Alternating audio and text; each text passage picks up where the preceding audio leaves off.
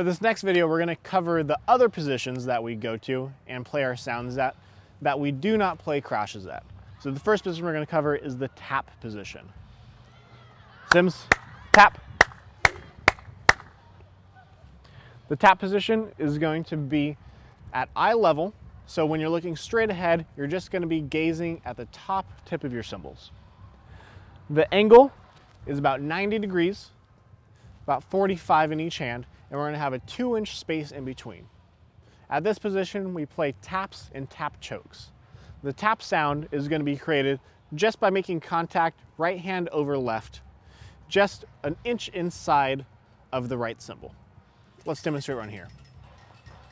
1, 2, 3, 4. So as you can see, as we count off, we have a 1-beat prep. It's 1, 2, 3, prep on count 4, and then play on count 1. We're going to bring the prep up from the wrist, no farther than vertical.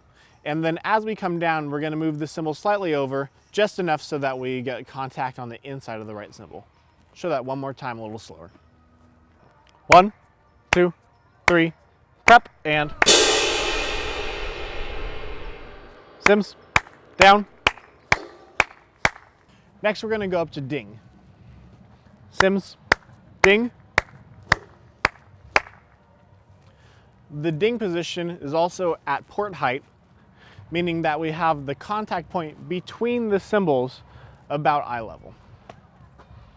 Here we have a 90-degree angle between the cymbals, and we're going to be lining up the tip of the left cymbal with the upper portion of the right bell. And that's where we're going to be making our contact. 1, 2, 3, 4. 1, 2, 3, 4. The ding is going to be created by lifting from the shoulder up just about 2 inches and then coming straight back down at the left cymbal. We're going to making sure that the left tip of the cymbal is hitting right at the edge, the top edge of the right bell. 1, 2, 3, 4. Notice too that when they play the ding, they're making sure that the fingers are lifting off the cymbals just slightly so we get a nice full resonant sound and we're not muting the cymbal at all. 1, 2, 3, 4. Next, we're going to cover the zing position. Sims, zing. At this position, we're going to have a 30-degree angle between the cymbals, each one about 15 degrees. We're going to let the arms run parallel to each individual plate and always having the fingers relaxed and loosely on the plate.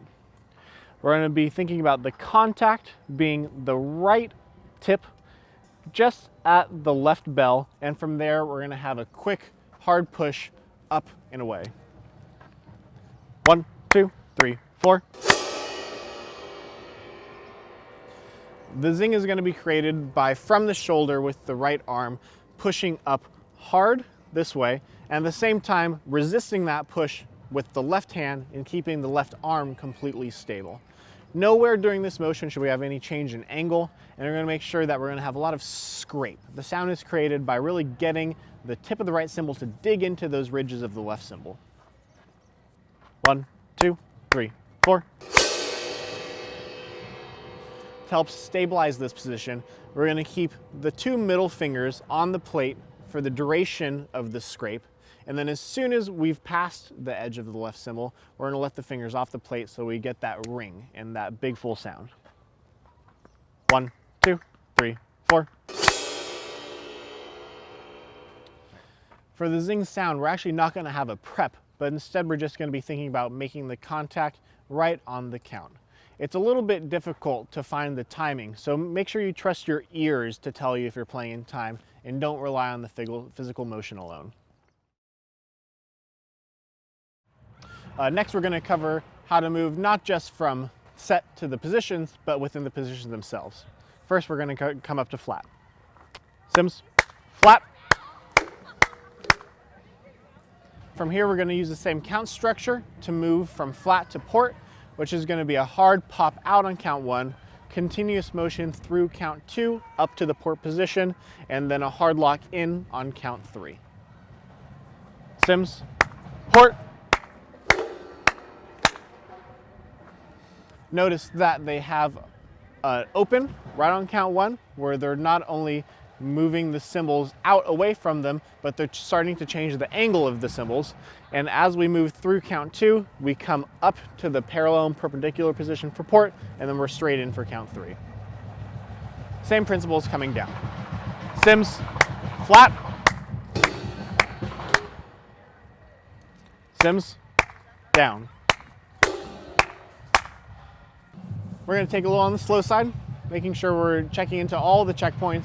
Hard on 1, in, hard on 3. Cymbals, flat.